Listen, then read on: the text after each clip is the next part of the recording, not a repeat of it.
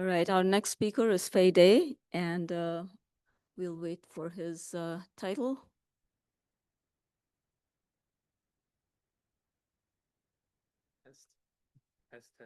Okay, resonant chains as the initial conditions of Kepler-like planetary systems. Again, you have 12 minutes, and I'll give you a warning at the last 3 minutes. Thank you, Randall.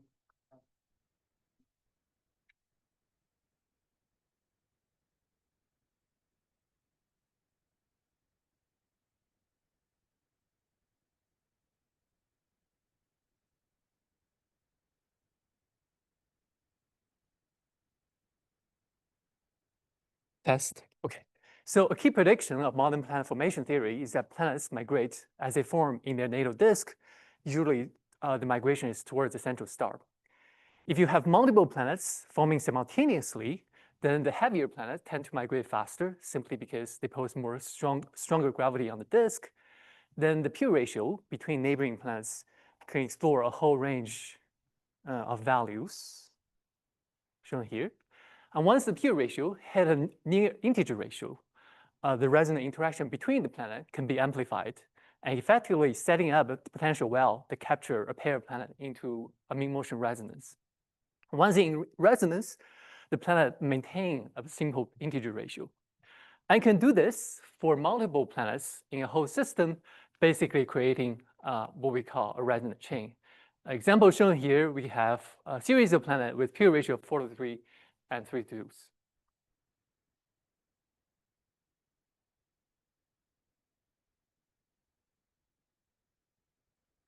Okay, so observationally, however, the majority of known planetary systems, including our own solar system, are not resonant.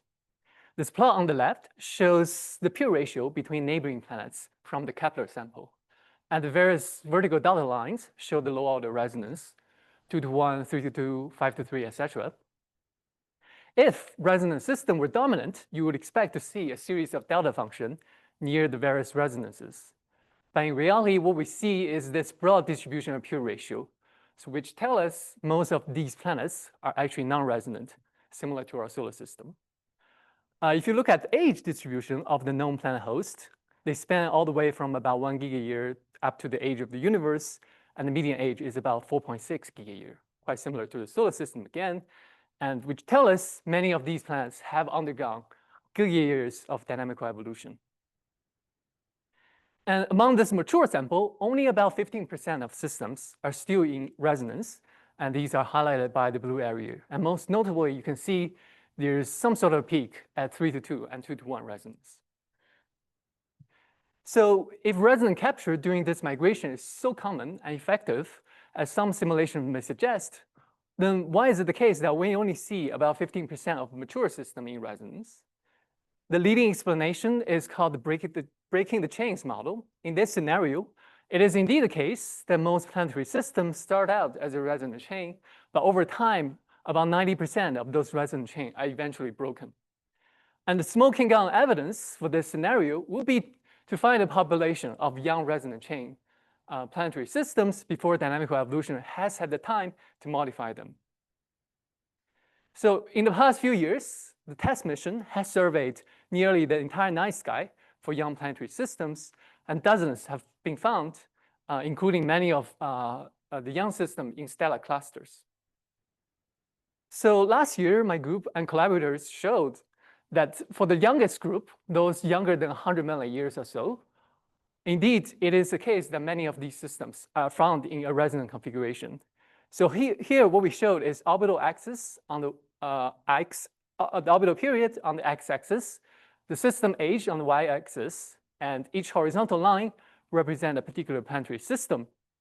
And for planets that are near resonant, we've labeled them with integer ratio. And from a quick glance, you can see all but one system are found in some sort of resonance.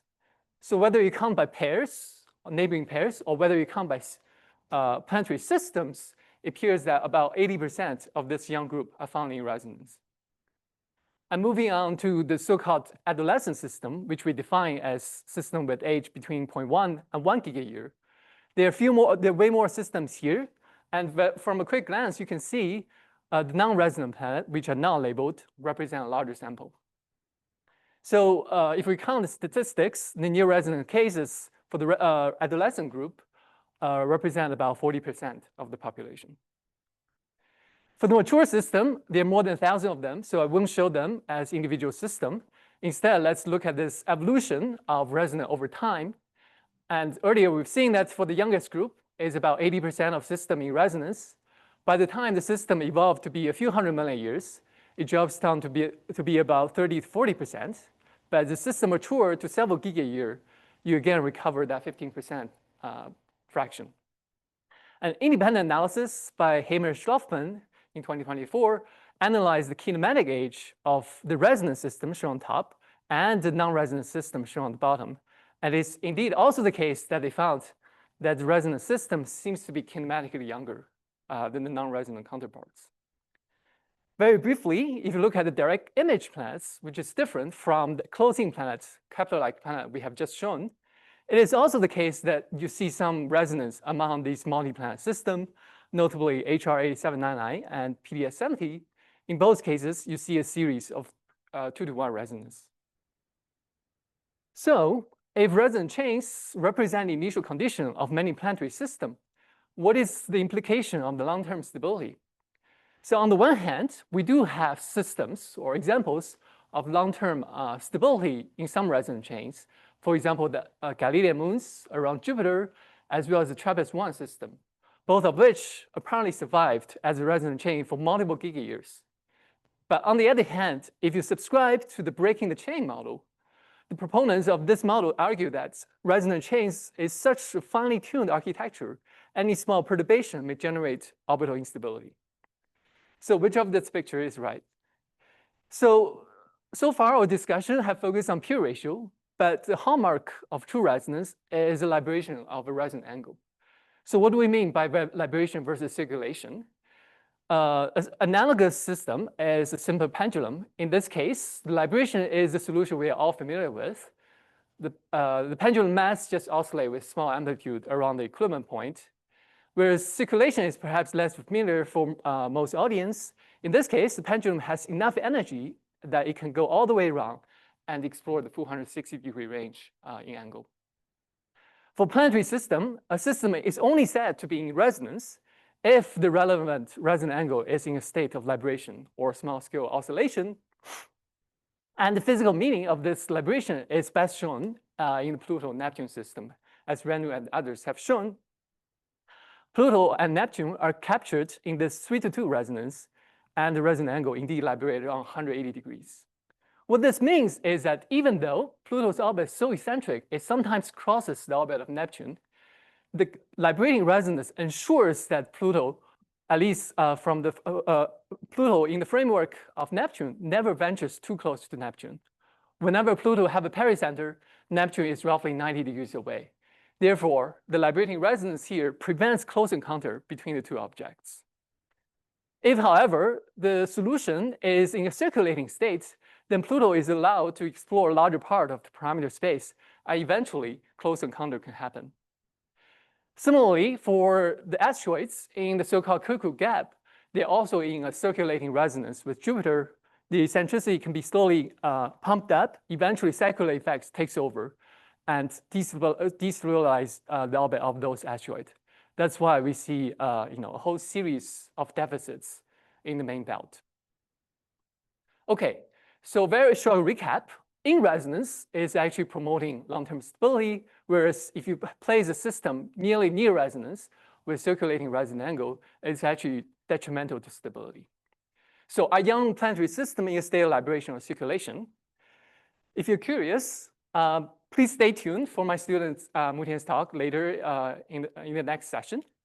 In short, what we show here for this 200 million year system, TY 2076, which is shown here, is one of the adolescent system. It hosts 4 transiting planets.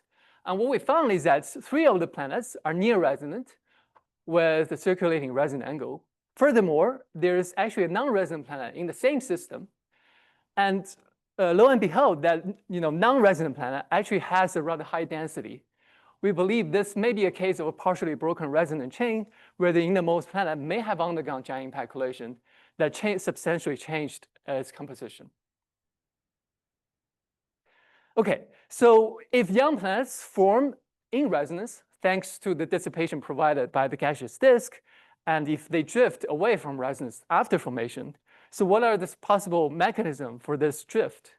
So here we've listed a possible mechanism from turbulence in the disk to planetesimal scattering to mass loss on the planet, as well as second order resonance, which the next talk by Finnegan will address. But the upshot is that these mechanisms operate on different time scales.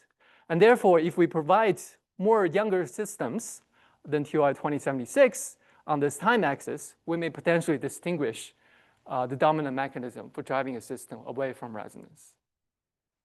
And finally, I just want to mention that this dynamical evolution of exoplanetary system is also reminiscent of the early history of the solar system. In the latest incarnation of the NEAS model, our gaseous giant planets were also initially resonant. And it is due to planetesimal scattering that the system slowly drift away from resonance and eventually cause a system-wide orbital instability. And more recently, an even more audacious idea was proposed by Huang et al. Earlier this year. In this paper, they proposed that the terrestrial planets in our solar system may also be initially resonant. And it's during the disruption of this resonant chain that we have the collision between Earth and Theia, and that led to the moon formation giant impact.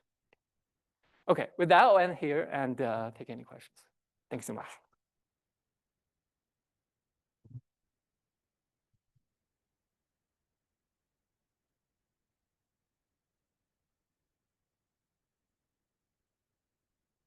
Hello, this is Bryce Bolin from Eureka Scientific.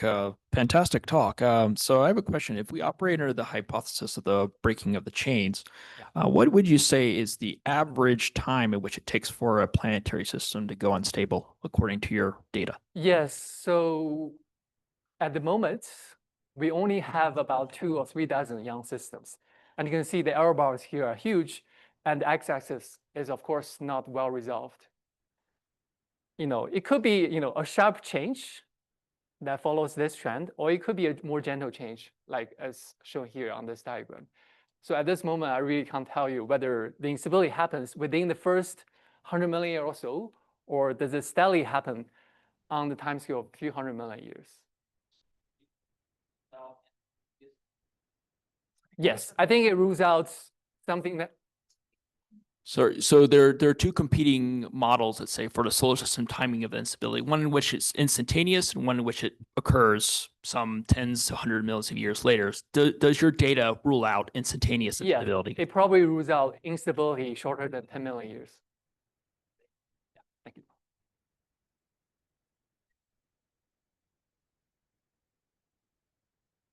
Hi, Naman Bajaj from University of Arizona. Thanks for a great talk.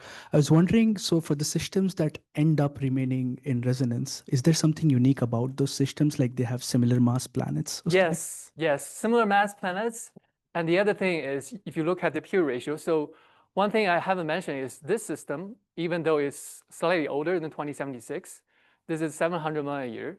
And what we found, the system is extremely deep in resonance. The pure ratio deviates from perfect integer ratio by a few parts 10 to the minus 4.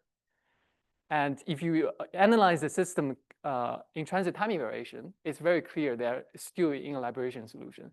So, for the different system, there's a variety of time scale where the system can drift away from resonance.